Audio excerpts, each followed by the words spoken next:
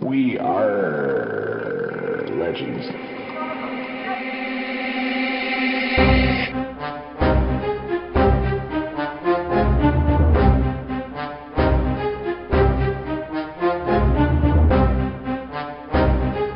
Hello and welcome to We Are Legends, the unofficial podcast of DC Legends Mobile. I am Slowbeast. With me as always is Hate Mail and the famous Ogre Barbarian. Oh. Who's in a wind tunnel. Yeah, I know. That's windy here in California today. On this episode, we're going to talk about the Whale of the Banshee. I have an interview with NWO War 616. Discuss the benefits of going to max level. Is it worth it? Alright, so first let's talk about the Whale of the Banshee. So you've gotten her and you've got to play with her a little bit, Hate Mail. What do you think? What are your thoughts, your initial reaction? She's a pretty good character. I don't, if you all haven't caught it, I did do a live stream of her on Sunday, I believe it was. So I did a good hour and a half, and someone pointed this out to me, and I had saved one gear. Well, I was in the middle of gearing her when I started the live stream, just so people could see that I hadn't played with her at all. And they said, "Did you leave one of her gears undone on purpose?" And I realized I never actually upgraded her last one. So during that live stream, she was very, very squishy, and that might have a little bit to do with it. That they're the last upgrade is the one that gives the most stamina. So she might not be as squishy as I thought, because all the video you're going to see that I've recorded, well, I'll do new video for this video, but all the video you've seen so far that I have out there has her with one gear missing. So she might not be as squishy as I thought. Okay. And Ogre, pretty big fail sauce on my part. Ogre, have you gotten a chance to play with her at all? Just a little bit here and there. I haven't actually gotten to actually test her fully because I don't have a fully upgrade yet. Sure. Okay. Just from the event, you've got, what, L1? Yeah, no, I've got her at like Gear 4, L2 already, actually. This morning, I got her L2. Awesome. So. Awesome. All right. Yeah, go figure. I want to get her up to L5 potential. Oh, really? She does bleeds. Yeah, well, of course she bleeds. Of course you want to go L5. Well, I like her a lot, and my biggest problem was that she was too squishy. But now that I realized I didn't do that gear, because I just noticed that literally. They're all pretty squishy if you don't upgrade fully. I just noticed that. Yeah, if you're missing 2k HP plus like 200 stamina, that's quite a bit. Yeah, big deal. So, do you have a proposed legendary order that you're recommending yet, or not enough time yet? Actually, I have pretty set in stone on what I would say. Okay. So right now I'm thinking 2, 3, and then I can't remember if it was 4 or 5. Okay. Let me just pull her up real fast. I think 5 was the one where they gain stun, silence, and immunities if they get stunned. So I would go 2, 3, 5, or 1. And the reason I say 1 for last is it's 100% additional damage if target has any immunity. But let me tell you, 100% of nothing is still nothing. That's true. The damage, I mean, there is no damage. I mean, it maxed fully out. What was 4 again? 4 was the apply buff immunity to all enemies if an ally dies. Yeah, I might argue that her 1 might be better. I don't know. But again, that's me saying that because I don't like my characters to die. So, right. I agree 100%, but I didn't notice any difference in damage with that 100% before I took it and then after I slotted it. I mean, there was honestly no damage difference to a character with immunity. So when I use it like on Power Girl when she's got death immunity and you attack her with the basic, you don't see any life come off. I think it might do 1,000 damage, 1,500. So the only reason the basic does anything that you want anything that's worth doing is the bleeds. Yeah, 3 bleeds is 9%. Like. So I'd rather in the because you're going to lose allies every now and again. I'd rather have the buff immunity go on everyone whenever somebody does die. Well, like, to be fair, if you use her right, you're not using her basic all that often anyway, because her other move has a 1-turn cooldown. Yeah, the cool thing I like about her is that her death whale, her third ability, her AoE, it procs a lot. And granted, it's only a 30% chance when you purge a buff. But that purge a buff, it doesn't work when passives go off, but everything else. So if you have, for example, Batgirl purges more than 1 buff, sometimes she'll use it twice. Oh, okay. So it has a chance on every buff that's purged. That's what it seems like to me. I've seen her do it twice after Batgirl's purged Wow. or other characters that purge more than one buff. That's pretty So, significant. and it does decent damage. And if it's working for you, that means that it probably is every buff, and everybody else is she's going like off on like crazy. Exactly. My biggest complaint with her is that she was too squishy, but once again, without that last slot upgraded, that might have a lot to do with it. I think she's still. She's a striker gear set too, right? I mean. Yeah, she's gonna probably be. I think the comparison. The special strikers are by far and away the squishiest. The biggest comparison, I would say, she's a lot like Dr. Fate in survivability. Okay. She doesn't have his shields, but she can go invisible when other bleeds her. So if you're running her with bleed characters or use a bleed early, she will go invisible. I like her a lot with Red Hood because he purges buffs. So I've seen her use it twice whenever he's using his little attack and debuffing a character. So, and then I've also seen her with the bleeds, it goes invisible as well. So they mix together extremely well. Okay. Yeah, there's lots of fun to be had with her, I think. Well, since we're talking about team comps, let's go ahead and get into some Ogre's crazy team comps. What teams did he come up with here? The first one we have here is Captain Cold, Clayface, Castaway Green Arrow, and Silver Banshee. Which Ogre, if you want. And I had made a note on that also that you could swap Captain Cold for Constantine if you so chose. I think I like that better. So, and the idea with it being basically that, you know, Clayface is just going to taunt forever. Everybody's going to be invisible on their own accord if you use Constantine over Captain Cold, whereas Captain Cold doing the speed downs and controlling the battle a little bit, you know, the flow of the battle a little bit more, especially when you add on Castaway's buff purging, turn meter downing basic attack. Like, there's a lot of your control and just buff removal on that team. Mm-hmm. So. Did you get a chance to try this at all, Hate? No, I didn't. I got stuck at work pretty late today, so I didn't get to test any of these teams. Okay.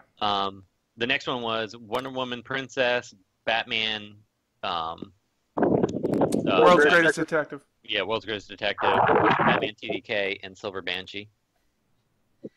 Yeah, and I made a note on this one that you could actually swap World's Greatest Detective to the lead slot if you really wanted to, because Silver Banshee plays in really nicely with his leadership, giving the purge. Oh, yeah. Or at least I think it does. Well, yeah, because he purges. Well, I'm not really sure how that's interesting. Being a leadership affects it.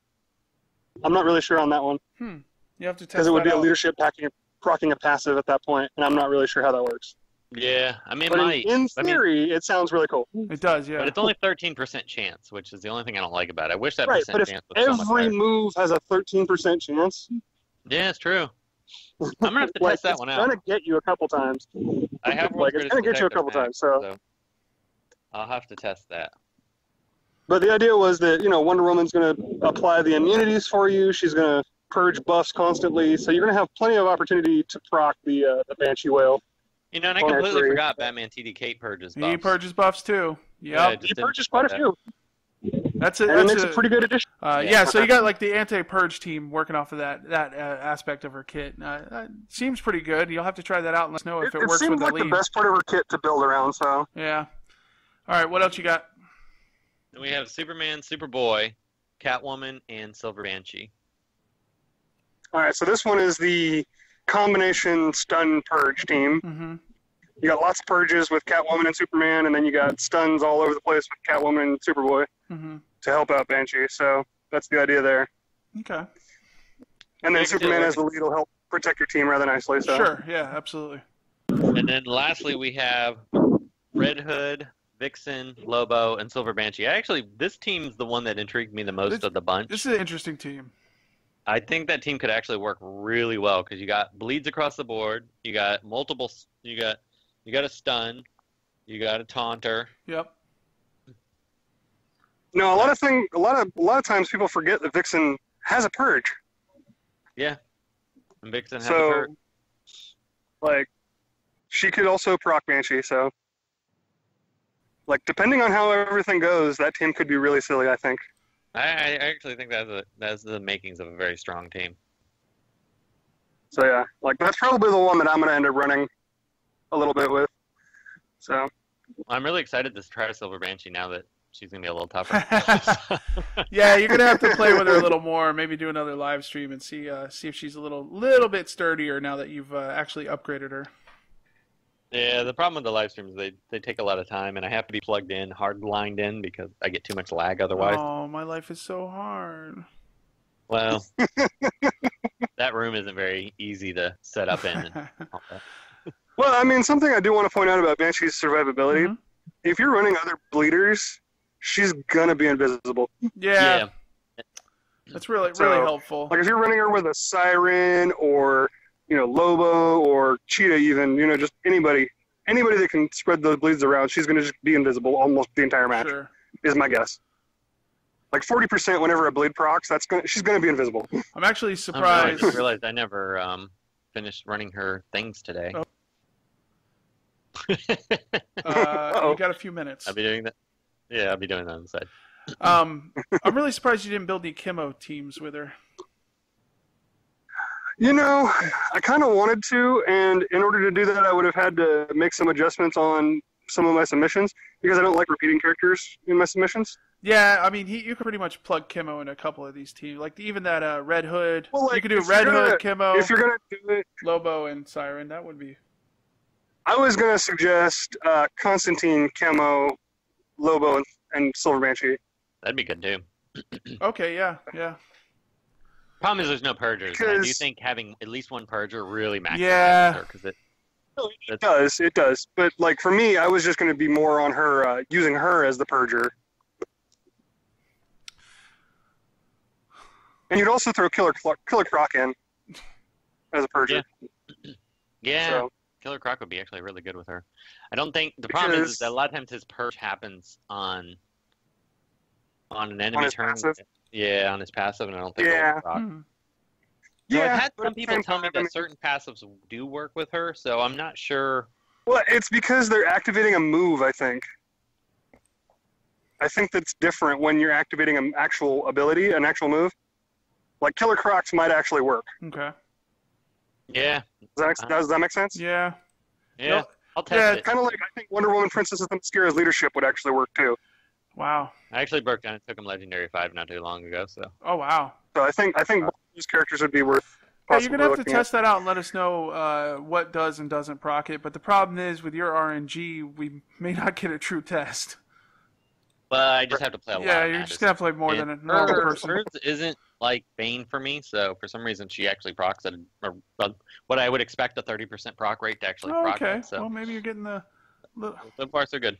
bit of Your RNG is resetting. or The the other thing devs I listened do to the like last about- episode and they're trying to help him out. Yeah. They doubled his roll a modifier RNG. on my account. Instead of rolling a 20-sided dice, he only rolls a 5-sided dice. Yeah. The other thing I was point. going to mention too is that one thing I'm really excited about, more so than anything with Silver Banshee, is that her character model is exactly what I would hope Starfire's character model to be. So it's not going to take as much work to add her to the game now. That's the argument you're going with now? Hint, plug. Yeah, I mean it does make sense. I mean, you look at certain characters like Supergirl and Power Girl. It was an easy transition. That's true. Less work for the devs, more likely they'll do it. Are you saying they're Hint, lazy? plug. I'm just saying that it creates a well sought after character that they You're- know they're going to be able to sell for piles of You're gold. never going to get an invite to Warner Brothers Studios like that. Quit calling them lazy. Jeez. All right. Well, you found a discussion that we wanted to talk about real quick, and that's the benefits of going. Should you take your characters to 70 gear 11 and just stop there, or should you go ahead and take them all the way to 80 for that extra benefits? Are the benefits worth it to take the materials you're using to take them all the way to 80? And this was from Slow Desolation on the in-game Mhm. forums. Or not He in-game, the specifically official sent you a message on this, correct? Yeah, and he mentioned that we could talk about this on the show, and I thought this would be a good topic. Yeah, it because is. It is interesting. I just finished taking everyone to 70, and I've kind of been going around and around and around in my own head whether I want to just start taking characters to 80 or go to maybe 76 and then do them all to 76 and then start going to 80. For people who haven't gone who don't have that many characters at 70 and they have a few at 70, my recommendation would be stop at 70. I've been stopping at 72 for whatever reason. That was just the number I decided to go to. But I would stop at 70 and do all of the characters you're interested in to 70 before you make the leap to 80, because there really isn't a big benefit. I mean, the benefit is your character's stronger, but not so much so that it's a massive difference like gear 10 to gear 11. Right. And the cons to it is that, right now most of my board is 3 to 6, and I get the occasional 6 to 9. Once I make the leap to 80, I'm just going to get 3 to 6. I'll never again get 6 to 9. Right. So you're gonna hamper yourself on power score, gear, red alerts, things like that. I'm gonna do it because I'm a completionist, and in the hopeful eventual one day that they release content that you have to be max level 80 or something to enter, or it makes a difference, where it's so hard that you need characters that strong, I'll be ready for it. But I think for the majority of people that aren't crazy, you probably much better doing more characters at 70, because the cost to go from 0 to 70 is significantly more than, or going from 60 to 70 is more than going 70 to 80, but it's still almost the same amount. So 70 to 80 is very similar in cost. All right. And Ogre, did you have any thoughts on that? You agree pretty much with what Hate said, or? Yeah, I pretty much agree. Like the 10 levels from 70 to 80, you're really looking at maybe 130, 140 points in a stat. Like, it's not a lot. So when you think about it, it's another like 1,400 HP maybe at most. So it's not a ton. Now, the one argument I will make for taking at least one character to 80 would be if you wanted them as your portrait. Yeah, your camo. Myself, I am taking Camo to 80 because I want him to be my strongest character. Right. He's gaining like 50 points every time he levels up, so he should surpass the last couple of characters by the time he hits there finally. Okay, so overall, the amount of materials you're spending going from 70 to 80, it's not really enough of an increase in effectiveness of the character to justify doing that, unless, like you said, you're a completionist or you want a portrait. Yeah, I mean, the only other caveat is that defensive teams are going to be stronger. I mean, I can tell when I'm fighting a level 80 team versus fighting a full level 70 team, just because the game seems to give the AI more procs, they don't miss as often, just all those little extra things that defensive teams get. I remember back in the day when you'd fight a level 60 team, when Castaway Green Arrow was broken, his little double proc on level 70 teams, when 70 was the max, happened literally every turn. If he was 70, if he was 60, it happened, only 70% of the time. There's another point to mention is the, having the WoW background. Eventually, I would imagine 80 to 90 gear 12 is going to be coming out. Yeah, but I see that you have to anticipate that it's going to happen eventually. Sure. I'm sure it will, but it's probably a good ways off still. Right. Just concentrate on getting your characters to 70 for now, and yeah, granted they didn't give us any warning last time, and it happened sooner than we expected, so I could see that happening again. But I'd be really shocked if that happened anytime in the next. When is the 1-year anniversary of 11?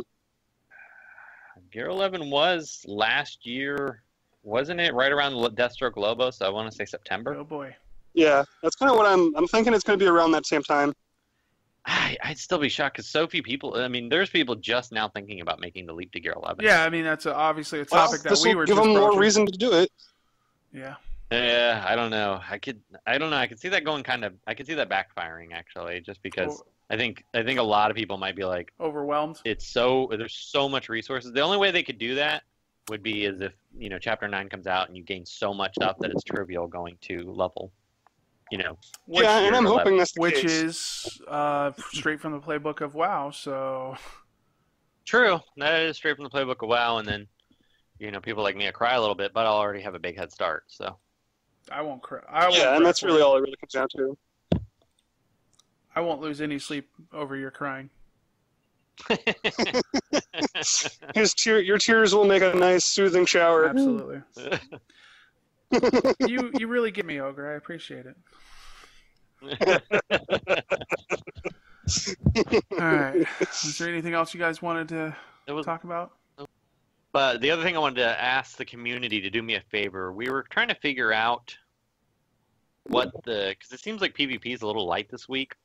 I noticed that I didn't have to try very hard because I decided I was going for top 35 this week, and it didn't take me very many purchases to get there. And usually, since I get such low number teams, I have to do a lot more than the average person. But it just seems like it's a little low, and I don't know if I'm crazy or not. So I was kind of trying to figure out what the cutoff for top 100 was in previous weeks. And granted, the new PvP mode is going to decrease that number. You know, the Deathstroke change decreases that number. The star system decreased that number. So I think over a long period of time, it makes sense for the numbers to be lower. But I'm just curious, for tracking purposes week to week, what those numbers are. So if anybody in the community has what the top 100 cutoff was for the last couple months, if you'd send them my way, either on whatever media platform you talk to people on, and then if anybody can snap that screenshot right before rollover each week, and if you happen to do that and you want to send it to me, I'd greatly appreciate it. 'Cause I'm trying to just track, what the average cutoff is week to week. Also, we're going to have our patron-only episode coming out within the next week. Well, there's a patron-only episode coming out within the next week and a half. So if you're not already a patron, it's only $1 a month, and you'll get our special bonus episode, and we're going to do our best to have some really good content for that. Well, Brennan, you certainly have had a lot of jobs. I'm a bit of a spark plug and human resources lady. It's Pam. I'm sorry. Well, Pan. No, my name is Pam. Are you saying Pan or Pam? I'm saying Pam. Yeah, I'm sorry. Who is this gentleman sitting behind you? Hello, Ms. Lady. I'm Dale. I'm Brennan's stepbrother, and I think I might be able to help with the Pan-Pam dilemma. Yeah, that'd be great. Pam. Pam. Pam. Panned. With an There's M. a D on the end. There's no D. It's Pam. It's like calm. Here, it's Except P. P-A-N-M. M. N. Two M's. M. That was the confusion. No, there's just one M. All right, and joining us now is NWO War 616. First, let's get to know you a little better. How long have you been playing DC Legends? Since August. Okay, so not that long, really. No. How'd you find it? You just looking for something on your phone, or you a DC guy? I'm more RPG based. I came from a game called Summoner's War. Okay. Similar to what DC Legends is, but it's more tactical. Uh-huh. And one of my buddies at work was like, man, you got to download DC Legends, and I've been hooked ever since. Very cool. Where did you get the name NWO War 616?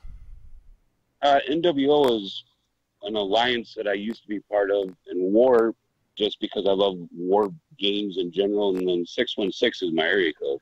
Okay. Currently in game. Do you want to broadcast the rest of your phone number for everybody?